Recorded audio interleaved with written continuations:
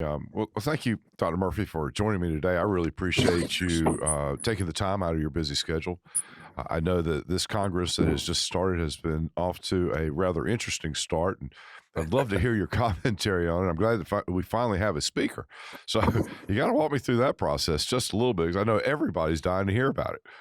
Yeah. Well, the Speaker of the House, this is a little different. Most folks don't understand this, is the Speaker of the entire House, both Right. majority and minority parties. And so there's always a vote, and that vote has to occur really before people are sworn in because they have to have a leader. And, there's a lot of things. The great term, which you don't normally hear ever unless you're in public, is to hear how the quote sausage is made. There are a lot of these discussions that occur all the time. So what people saw on the television last week, the process itself occurs all the time.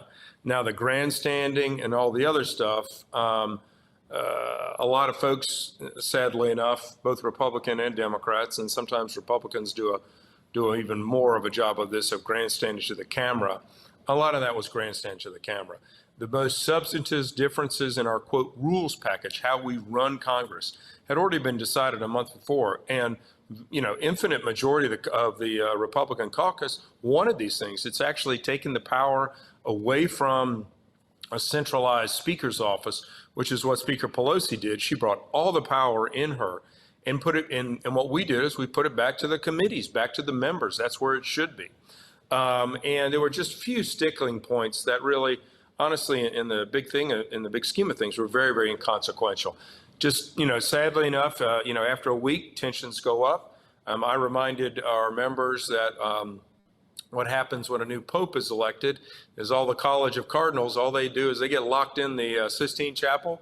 They're given bread and water, and they have their little room. And they vote once a day, and that's it. So the good thing is, once we get a speaker, then we can name committee chairs, and then we can fill out committees, and then we can start doing the work to really, in my opinion, undo some of the unmitigated, self-inflicted disasters that have happened over the last 2 years. And so I feel like we've got a good future moving forward.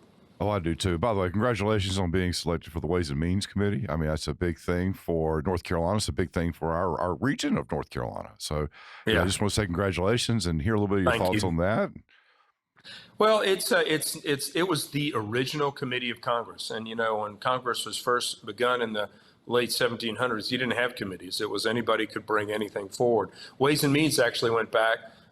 Abraham Lincoln put together the Ways and Means Committee to actually figure out how to pay for the ways and the means of how to pay for the Union, the Civil War effort. And so it was really the first committee in Congress. And it's still thought to be really the most powerful committee in Congress because it covers healthcare, trade, and taxes. All those things affect all Americans. And honestly, it's the most competitive committee to get on in Congress. And I think it's a very good thing for Eastern North Carolina that their member is on that very, very powerful committee. And so it's a serious committee. It's not one that, you're screaming on the television all the time. It's really dealing with the substantive efforts that affect everybody. So I feel very blessed to be able to get on there really as a redshirt freshman and to do a lot of good, hard work as we move forward. I have total confidence in you, and thank you for doing all the work that you are doing in Washington. Now, look, I know that you've been a doctor for many, many, many years, a stellar career in that profession. You lived in East North Carolina. You certainly understand the culture of Eastern North Carolina and what that means economically. And so I think that makes you well suited to be on Ways and Means, particularly given the healthcare considerations that we have Yeah. in this particular region, and considering some of the disparities that we have in terms of economic development and opportunities in our area. So if you would just talk a little bit about what you see is happening that maybe of some ray of hope for some of us in this part of the world that haven't Sure, always sure. experienced the same wave that many of the metropolitan areas have. hmm you look at Eastern North Carolina, you look at kind of 95, east of 95, and you look at what are the main economic drivers. Healthcare is a big one. With the big medical center in Greenville and then all the other hospitals there in Rocky Mount, everywhere, every small town, if you go back and look at small towns, oftentimes it's the biggest employer. So healthcare will always be a huge economic driver. Second is the military. We have Camp Lejeune, we have Seymour Johnson just in Wayne County, we've got Cherry Point in Craven County. We have the Coast Guard station up in Elizabeth City. Those are big, not only economic drivers, but they're also places where people retire to. If they've served in that area, it's very important. They love it, and they want to come back. In fact, the 3rd District has the 6th most veterans of any district in the country. So our military is a huge economic driver. Third, and really I should have probably put that one at the top, is agriculture. We have so much. We're actually, the 3rd District will be the number 2 hog producing district in the country. We have row crops, we have chicken, poultry, turkeys, those type of things, which are crucial not only for our economy, but really to feed the world, feed our country. We export so many poultry, so much hog production to other countries, China especially, and some of the other things. So that is critical. And then finally, which is a big deal, especially for the coast, is tourism. Tourism is it's a $1 billion plus year industry every year. And as we've seen really in the last year and a half, so many people have migrated to Eastern North Carolina and moved there. The counts are that since the last election, over 75,000 people have moved to Eastern North Carolina. That's a lot of people. And so a lot of people vacation, especially in the mid-Atlantic, but some people from all across the country come and vacation in Eastern North Carolina. It's really now becoming almost a year-round destination.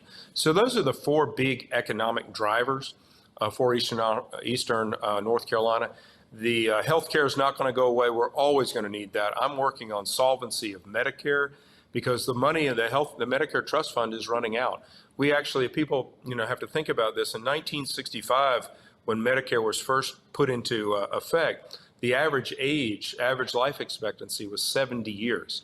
And we had a lot of younger people that were paying into this system. So it was kind of a pyramid where the older individuals over age 65 were just fewer. Now that pyramid is absolutely inverted, where we have 2 or 3 or 4% of individuals living over 90, and health expectancy is now not 70, but closer to 80. And how do we pay for that, given the fact that now the pyramid's flipped and we have fewer people paying into it and many, many more people getting benefits? It's a major challenge that we're going forward. Military will always be there. We want our fair share to come to Eastern North Carolina. The Marine base in in Camp Lejeune is now primarily the biggest Marine base in the country. Camp Pendleton has actually been sending Marines over to Camp Lejeune. And we have a whole bunch of new F-35s that'll be coming to Cherry Point. Same thing happening with Seymour Johnson Air Force Base and their aircraft. So those are really standard things that'll help us come through any recession as we move forward. Agriculture, everybody always needs to eat. The only one that really would be affected within a recession-wise will be tourism. And again, that's a come and go kind of thing. I think we'll be able to balance things out. So I think working on a lot of these things with economic development is very important. In fact, I was on a phone call with the Chancellor, ECU Chancellor today about working on some industry, trying to recruit and have the East Carolina University work hand in hand with that. So it's always important. We want to have good paying jobs for the people of Eastern North Carolina, but we always want them to have a good quality of life to do it also. Amen. Look, so let's talk about Medicare. You hit on something there. It is inverted. It is a challenge. And it is something that once you give a social benefit, it's very, very, very difficult to take it away. And a lot of people are dependent on it. So what are some of the thoughts that you have, and how do we retool it in a way that it becomes more sustainable? Because that's really what we're talking about. Yeah, and the same is true for Social Security for that matter. Well, I mean, there's only a limited pocket of money. And, right. The debt is a real thing. I have some of my members on the other side of the aisle that don't think the debt is a real thing. The debt now, we're paying on the debt more than our GDP, or close to, more than our gross domestic product. The numbers just don't work that way. At lunchtime, we had an individual come from the Congressional Budget Office, and we talked a lot about this. We're by all intents and purposes heading into a recession. Housing starts, the housing market has plummeted because interest rates have gone up. Interest rates have gone up because of inflation. Inflation has occurred because of three things. One, there was pent-up demand after the pandemic. People understand that completely. Number two, after the pandemic, a lot of places got shut down. And so instead of producing 100 widgets a day, they only produce 40 widgets a day. And so when people are chasing goods and they're fewer in quantity, prices go up. And then finally, and I'll just say this in a totally really objective manner, when you have out of control spending, the likes at which we have seen the last 2 years by the Biden administration, when you start throwing more and more money into a system that is competing for prices, what is going to happen? Prices are going to go up. And so what happens with that? It's inflationary. And so the Federal Reserve, and I had the chairman of the Richmond branch, one of the 12 board members in the office about a month and a half ago. He and I talked about an hour about these issues. When you're chasing inflation and the Fed is trying to get it under control, their only tool, their main tool, is to raise interest rates. And what does that do? First, it affects the housing market first, because people just can't afford when their housing rate is 7 3/4. You and I remember the days of 17 and 18%, which absolutely obliterated any growth. And so it's trying to reel back the out of control spending so that inflationary pressures will go down, and then they can start cutting back down interest rates, make housing more affordable, and get our economy going back. But to be frank and honest with you, Mayor, it's going to be a year or two before any of that happens. And so there's still, from the quote Inflation Reduction Act, which was an absolute misnomer for money being poured into the likes of climate change stuff, and some of the other initiatives that by the Biden administration, we're chasing our tail doing it. And it may feel good to say, oh, well, yes, we have all these benefits, but we really don't have them. Going back to Medicare is an inverted pyramid. Again, back in 1965, the average age life expectancy was 70 years old.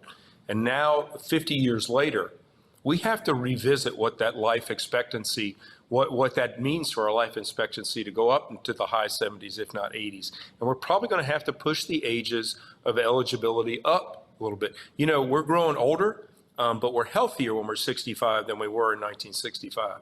So pushing those ages up is going to probably be the first step. Now, it's not going to be immediate. It's not going to happen tomorrow. It'll be a gradual thing, but that's the only way that we can actually make the numbers work. That's one thing. And some of the other stuff about benefits and who gets paid this, that, and the other thing are important. We're facing a massive doctor shortage, especially surgeons, coming up as we're moving forward, and how to keep those people from retiring and have them stay online and deal with all these other things. This is a major challenging time, and it takes people who are here for the right reasons, working hard to help us navigate our way through this. You mentioned a great point, and that's that people are getting older and they're healthier.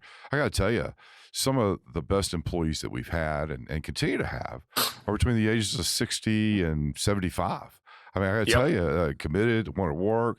Medicare actually gets in the way sometimes of that, because I can't make but so much money. And that's a real travesty. And most of these folks are wanting to work. I mean, they're excited about it. And I think that that's probably a reasonable trade-off. I don't think folks are thinking of it in those actuarial terms that you really have broken down in a very, very easy way to understand, but that's really the reality of it. Yeah.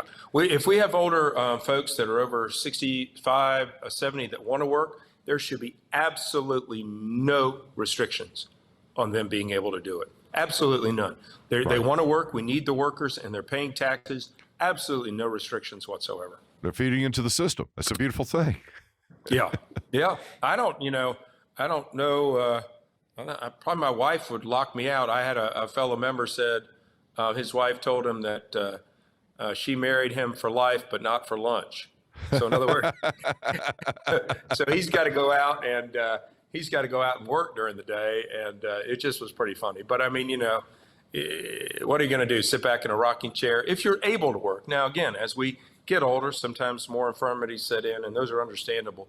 But it gives meaning to life to get up in the morning to be able to go up and go to work.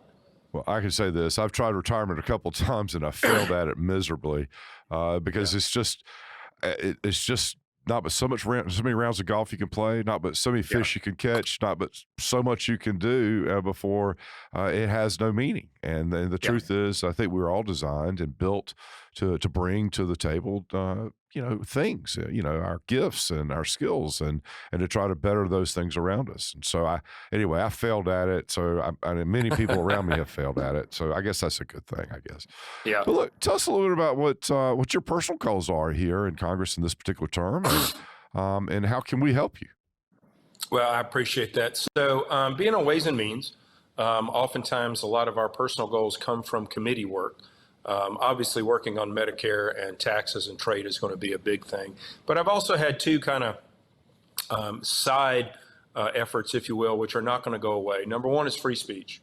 Our campuses now, and I was on the board of trustees of Davidson College, and I saw that battle on the college campuses to try to have free speech. And sadly enough, it is unbelievable to me that where I went to school, we always discussed things openly, and there was not this animosity or anger if somebody had a differing of opinion.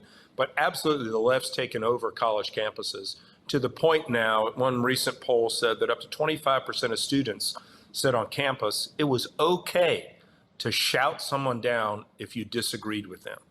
This is absolutely wrong. And, this is where our college campuses need to be bastions where free speech, where great ideas are exchanged. You should be taught how to think, not what to think. So I've been working a lot on free speech issues. Another thing is really, which is more germane really to Eastern North Carolina, we've now had two annual sessions of something called the Water Summit, where we're trying to look at Eastern North Carolina, bring together members in the legislature, not only on the state level, but the federal level, bring together academics, bring together state and federal agencies to try to look at North Carolina's problems specifically on how do we deal with flooding, how do we deal with beach erosion, how do we deal, if there is going to be long-term, with sea level rise, how do we do all those things? It's really an academic pursuit, but it doesn't stop at the academics.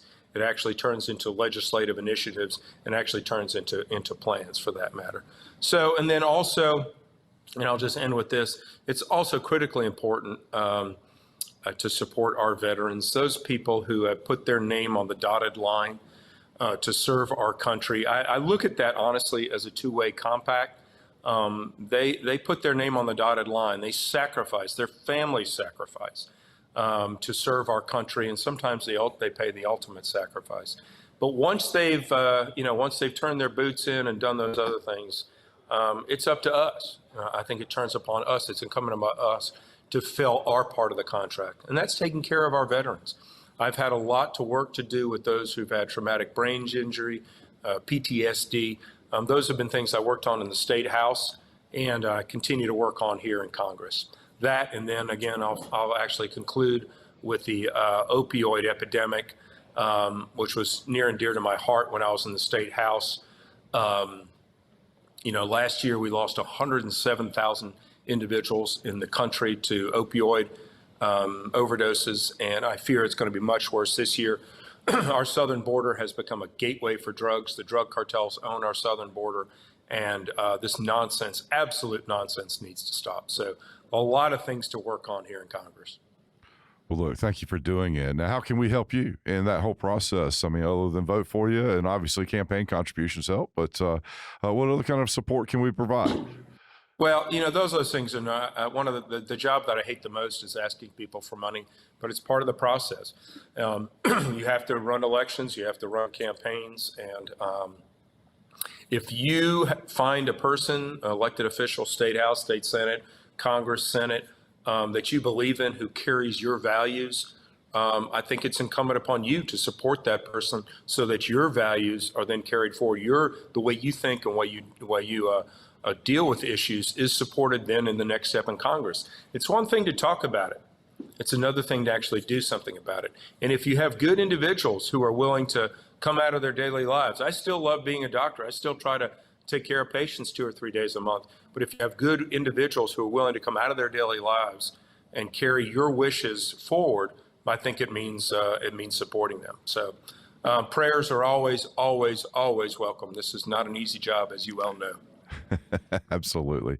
Well, thank you, Dr. Murphy. I appreciate your time and your effort taking it out of your busy day as you're in Congress. Let us know anything we can do to help you, and thank you for what you're doing for us and our country.